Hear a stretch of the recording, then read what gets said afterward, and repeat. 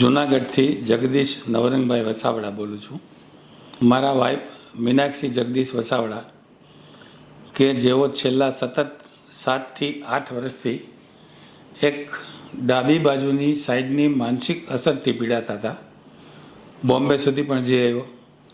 સતત આખો દિવસ તેનું પોતાનું માઇન્ડનું બેલેન્સ હતું જ નહીં.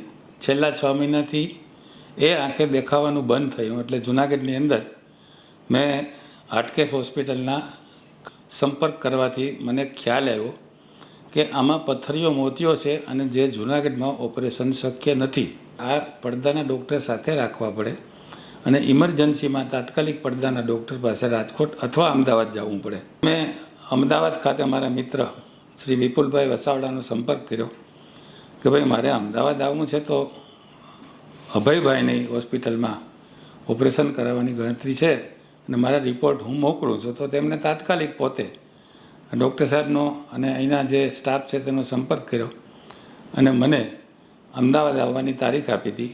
એટલે અમે અમદાવાદ રઘુદીપ હોસ્પિટલમાં અહીંયા આવેલા. શરૂઆતમાં ટેસ્ટિંગ કર્યું બધું અને તે જ દિવસે ડૉક્ટર શ્રી અભયભાઈ પોતે પણ હાજર હતા અને મારી વાઈફનું જટિલ ઓપરેશન 3.5 થી 4 કલાક ચાલીને 100% વિઝન લઈ આવ્યા છે. આ હોસ્પિટલ એક ઇન્ટરનેશનલ ટાઈપની હોસ્પિટલ મને દેખાણી. ડૉક્ટર મિત્રો અથવા તો જે કોઈ સંલગ્ન સ્ટાફ છે એ તમામ નમ્ર અને અતિશય દર્દીનું ધ્યાન રાખે તેવો સ્ટાફ છે.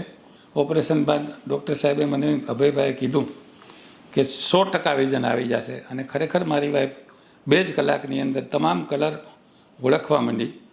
અને આ રઘુદીપ હાઈ હોસ્પિટલની પદ્ધતિને કારણે અને તેના વિદ્વાન ડૉક્ટરોને કારણે આજ મારી વાઈફને એક જીવતદાન મળ્યું. તે બદલ મને પોતાને પણ એક હર્ષનો આનંદ થયો. અને ખૂબીની વાત એ રહી કે ઓપરેશન થયા પછી એની તમામ માનસિક પ્રવૃત્તિ શાંત થઈ ગઈ. આ એક મોટામાં મોટો મારા જીવનનો એક સારો પ્રસંગ કહું અથવા તો સારી એક ચાહના કહું આ ડૉક્ટર લોકોની. મેં મારી 74 વર્ષની ઉંમરમાં પ્રથમ વખત આટલી બધી નોર્મલ સ્ટાફ સાથેની હોસ્પિટલ જોઈ છે. સામાન્ય રીતે હોસ્પિટલમાં દર્દી આવે છે એની તમામ પ્રક્રિયાઓ હોય છે, તેમાં ક્યાંય પણ અમારે જવું પડ્યું નથી. અમે બધા ઊભા જ રહ્યા હતા.